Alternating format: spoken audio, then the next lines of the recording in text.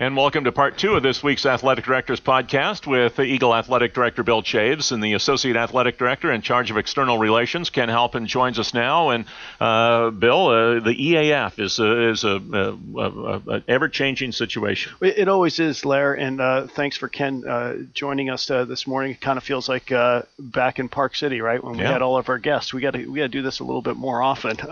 But you're right. You know, our evolution with the EAA to EAF. We're just kind of going through the next iteration of where we've been and where we're going. And now that we've got a lot of like infrastructural changes in play, we're really kind of going on a communication blitz, if you will. And this is just part of it. And we've got Ken here to kind of explain a little bit of that. And I'm sure that'll lead to a few more questions.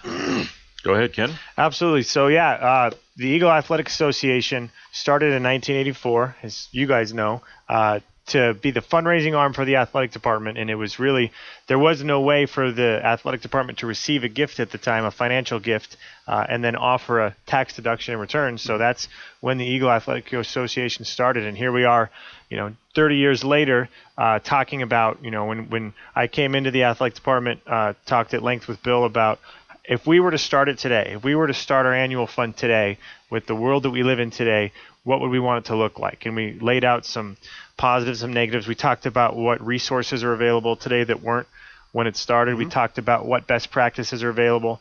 And then Bill really gave me the freedom to do quite a bit of research on what is out there and to continue to ask the question. If we started it fresh today, what would it look like?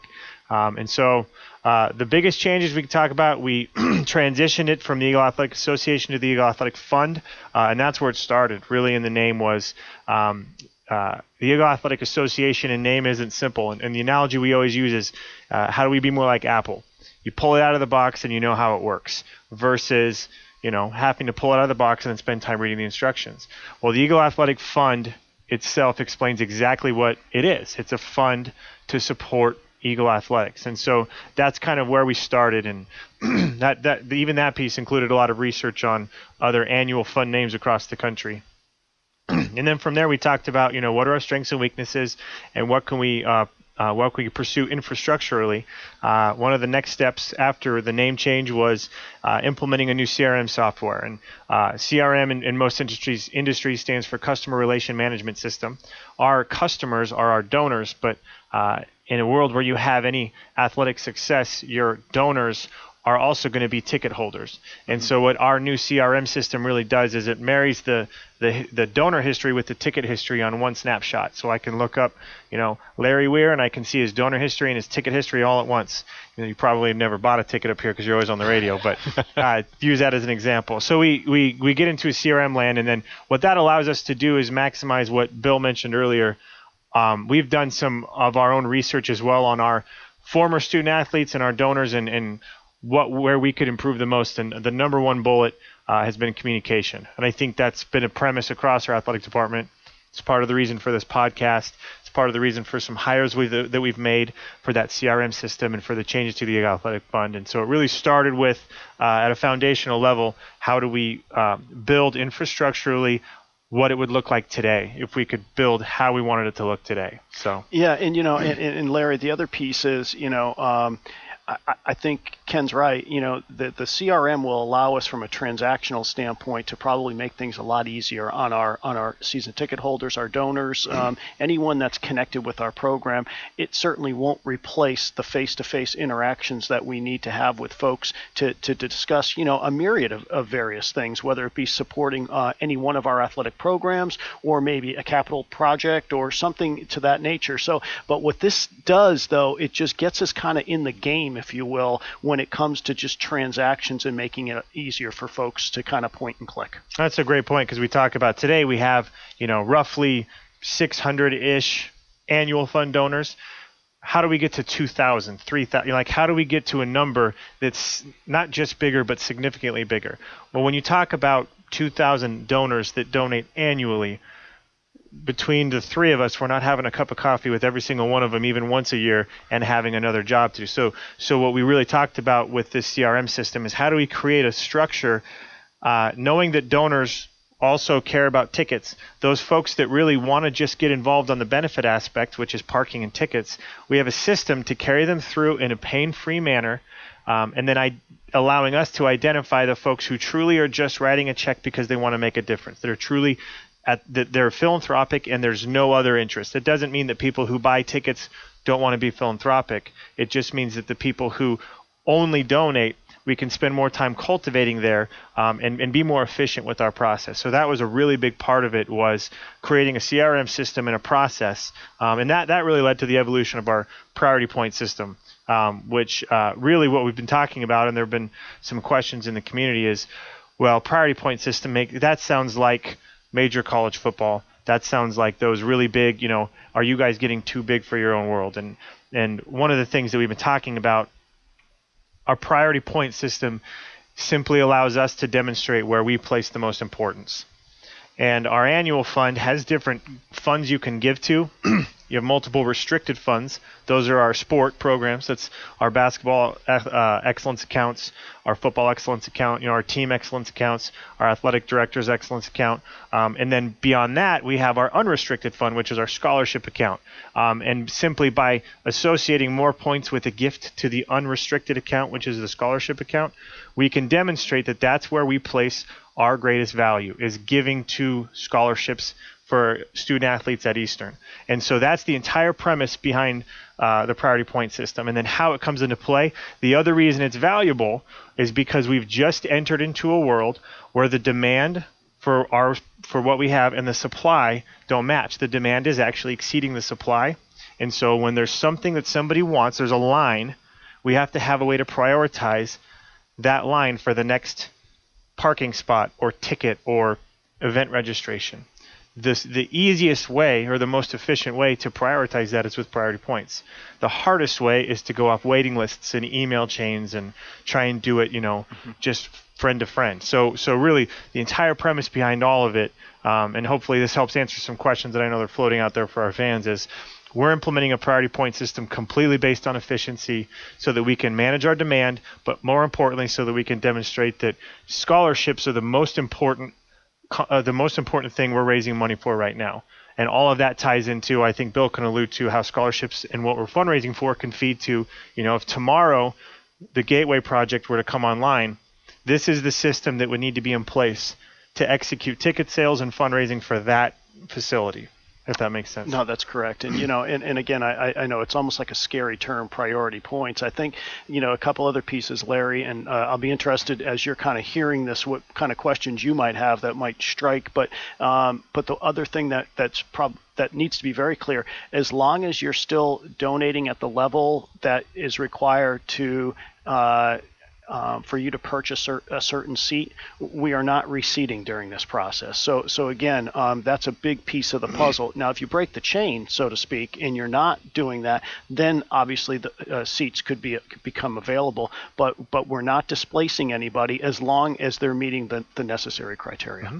And so if I have a seat back on the 50-yard line and I've had it for years, as long as I'm making the donation I need to make in order to sit in that seat, it's not going to get taken away by somebody who comes in with a bigger donation. Absolutely correct. Same thing with tailgating spots. Same thing with the VIP parking access.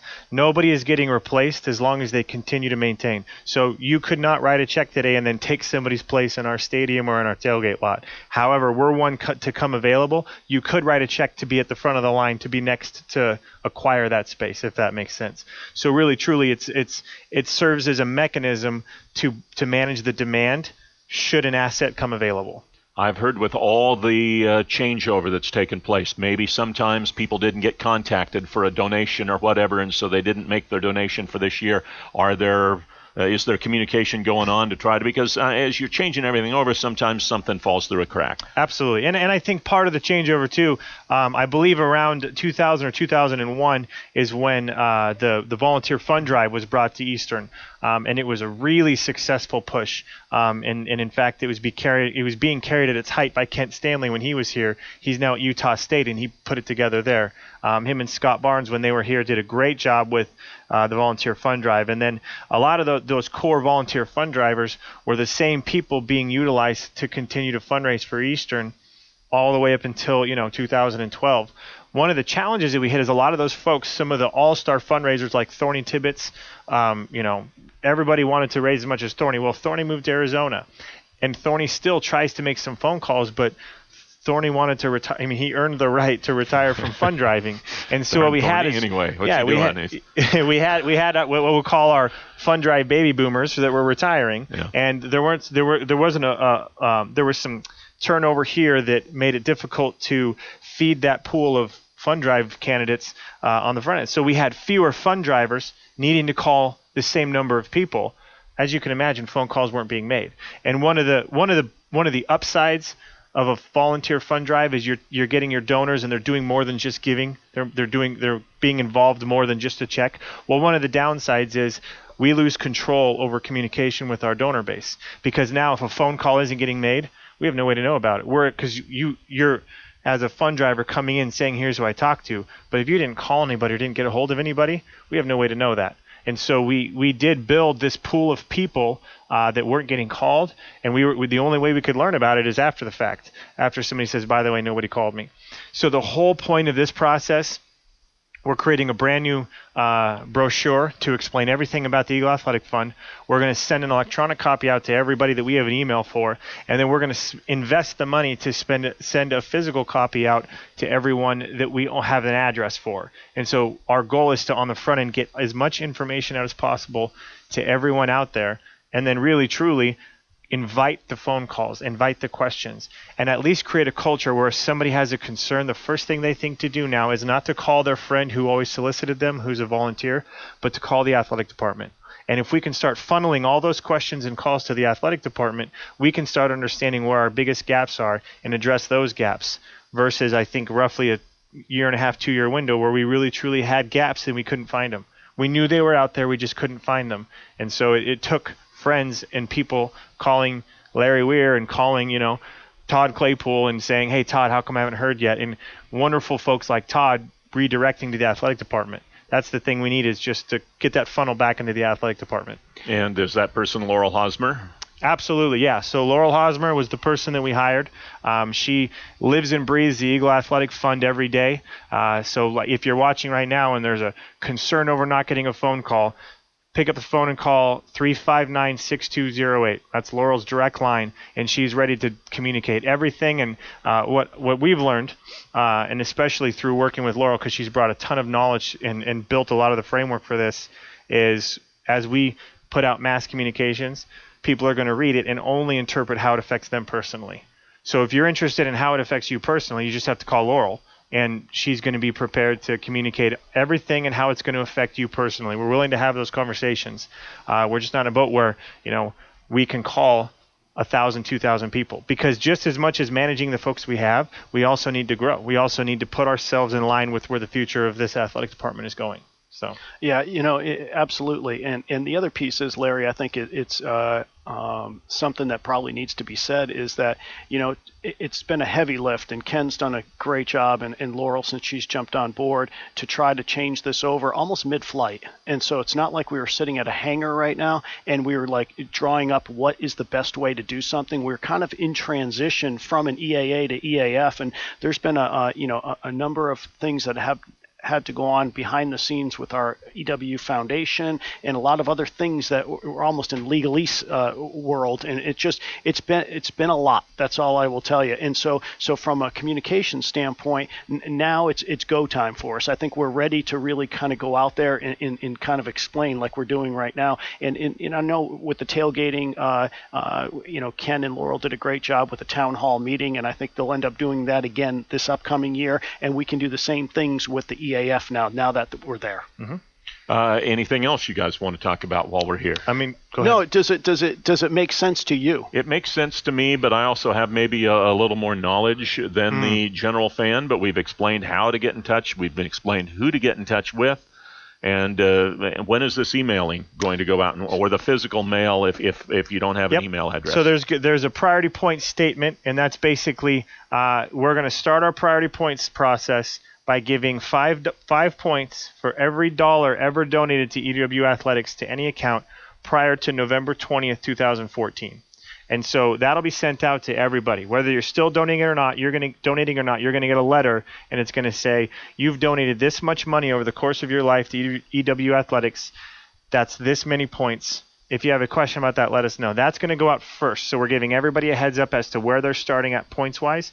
And then from there, we're going to send out probably first or second week in December after the regular season is over, because it's going to coincide with our season ticket renewals, the brochure and all the information on how you can renew your football season tickets and get prepared to renew what will be your basketball season tickets after we get to the end of basketball season, and all of the deadlines that associate with those opportunities. So that's going to come out. Be looking for that first or second week in December.